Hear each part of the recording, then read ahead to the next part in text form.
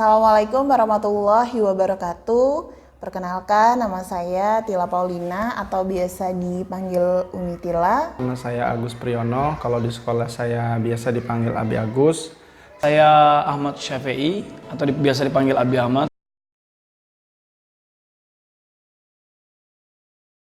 Kenapa pengen banget jadi guru dulu?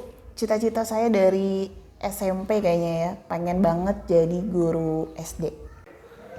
Alasan saya menjadi guru itu sebenarnya nggak pernah terfikir karena cita-cita saya dulu dari kecil itu ingin menjadi Tentara Nasional Indonesia.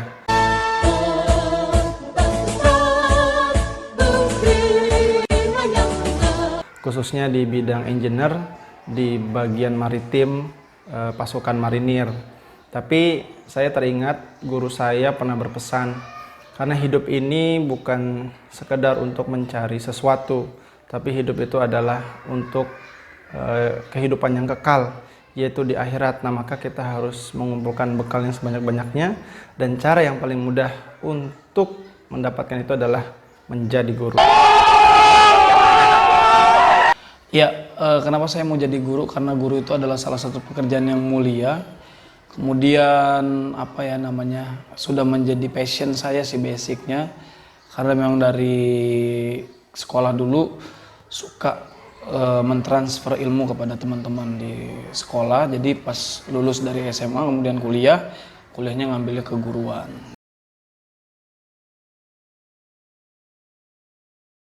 Motivasi pertama dulu iseng sih ya ngelamar karena waktu itu nunggu wisuda gitu. Terus ada bukaan, nggak sengaja lihat ada flyer, akhirnya masukin lamaran.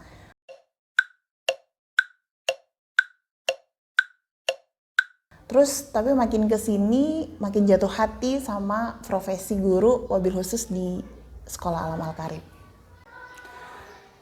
Motivasi saya masuk sekolah alam itu sebenarnya dulu itu iseng karena ingin nabung sih sebenarnya, karena mau nikah muda. Tapi seiring waktu berjalan, mindset itu saya rubah. Saya bergabung bersama sekolah alam karena menurut saya di sini adalah tempat yang pas buat saya untuk berkarya. Motivasinya adalah bagaimana kita bisa mentransfer ilmu yang saya miliki sekarang, kemudian bisa membentuk generasi-generasi yang yang notabene memang sesuai dengan pelajaran yang saya ampu. Kemudian nanti mereka bisa menjadi orang-orang yang lebih baik tentunya dari saya.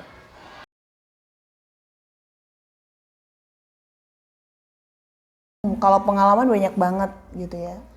Pengalaman paling berharga itu adalah kalau yang paling mengesankan ketika saya bergabung di sini di tahun pertama, di bulan pertama, saya itu ditempa banget sama pembina yayasan kita gitu.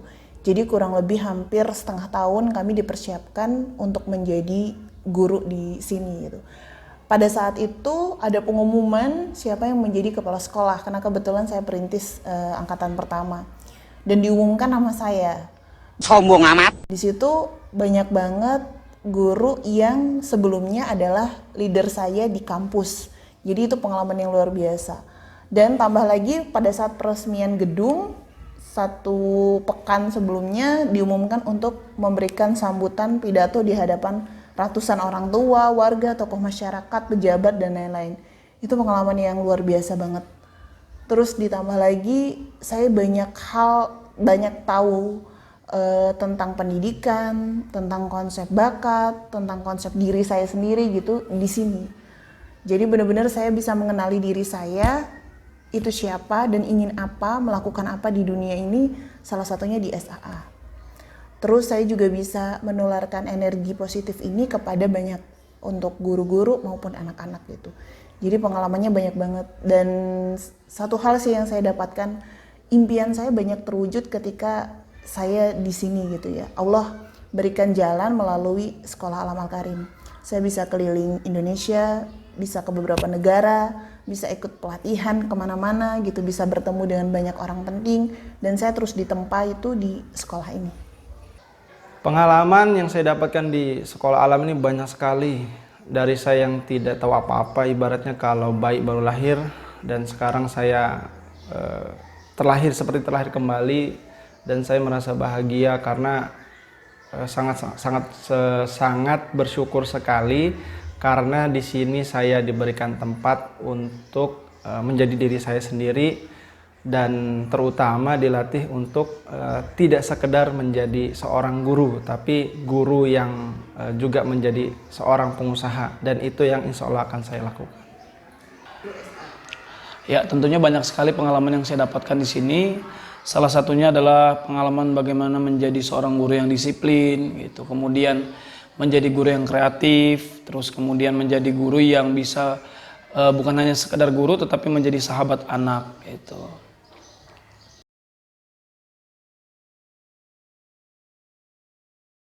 Hal terlucu sebenarnya banyak banget ya, karena tim di sini tuh lucu-lucu banget. Walaupun kita tuh capek, tetap aja banyak yang membuat meledak gitu ya untuk ketawa gitu.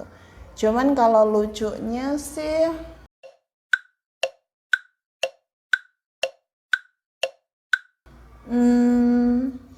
oh iya, saya pernah sambutan kalau nggak salah di acara wisuda Tahfidzul Quran.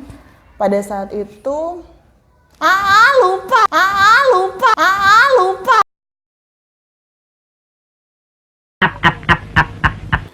Ya, hal yang terlucu menurut versi saya adalah dulu berat saya itu sekitar 72 kilo. Ya, pertama kali masuk, dan walhasil berat saya sekarang 86 kilo. Itu menurut saya hal yang paling lucu, karena dulu saya pakai celana itu longgar, tapi sekarang tidak ada yang muat celana.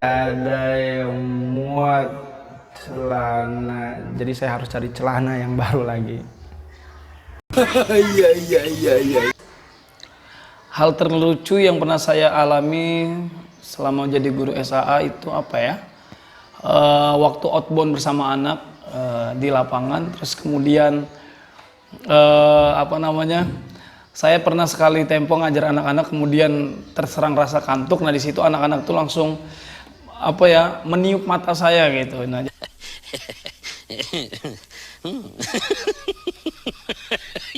jadi saya langsung ini anak-anak unik banget gitu. Dan sama yang waktu seluruh fasilitator kita lagi outbound, terus dengan PD-nya saya maju karena disebut juara 1, padahal saya nggak juara 1 pada waktu itu. Terus saya maju dengan PD-nya dan mengucapkan terima kasih pada seluruh audiens, pada seluruh penonton, padahal bukan saya pemenangnya.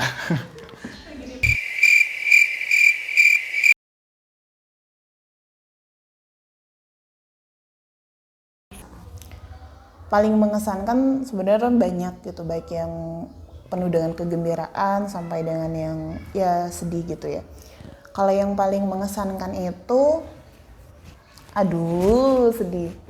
Ketika ibu saya meninggal pada saat tanggal 5 November 2016.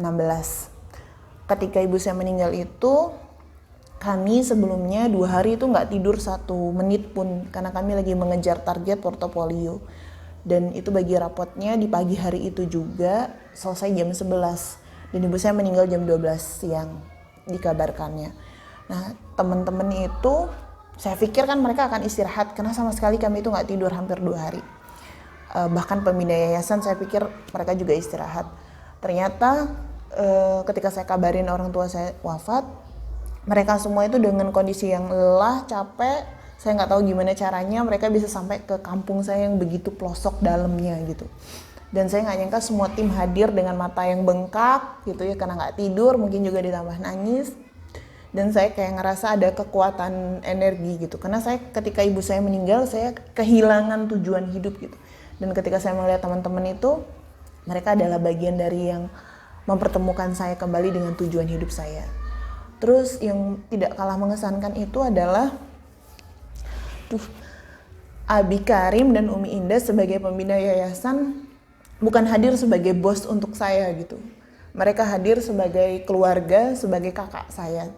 Jadi pas pertama kali saya datang ke sekolah setelah cuti 7 hari, Abi bilang, Tila kita ke Jakarta bareng gitu. Akhirnya kami ke Jakarta. Saya tahu Abi sama Umi tuh bawa saya ke Jakarta cuman untuk ngehibur saya gitu. Jadi selama perjalanan beberapa hari saya benar-benar dihibur, dibuat melupakan dan dibuat bermimpi lagi gitu, bahwa dunia ini banyak hal yang bisa kamu lakukan gitu. Nggak boleh kita cuman menangisi sesuatu yang sudah ditetapkan oleh Allah gitu. Dan saya ngerasa banget sekolah ini, tim yang ada di semua di sini itu ada untuk saya, bukan hanya ketika kondisi bahagia gitu, tapi ada ketika di kondisi saya di titik terendah di hidup saya. Banyak sekali hal yang berkesan buat saya, terutama kebersamaan, susah, senang, nangis, berduka, kehilangan sesuatu. Terutama hal yang paling tidak bisa saya lupakan adalah kenangan saya bersama seseorang di sini, yaitu Ferry Fernando. Karena bersama beliaulah saya di sini pertama kali. Namun Allah yang menakdirkan semuanya. Ya, kita punya tugas di tempat masing-masing, tapi dengan sama tetap berkarya untuk Indonesia. Ya, banyak hal yang mengesankan yang saya dapat di SAA. Pertama dari kesulitan ya, kekeluargaan yang begitu menyentuh di sini. Artinya ketika saya nggak bisa dengan satu hal, saya tidak ditinggal gitu. Jadi benar-benar dirangkul, benar-benar saling mengisi satu sama lain. Itu hal yang paling mengesankan. Dan juga ketika ada tugas dari sekolah, lembur bareng, nangis bareng, ketawa bareng, itu yang paling mengesankan buat saya.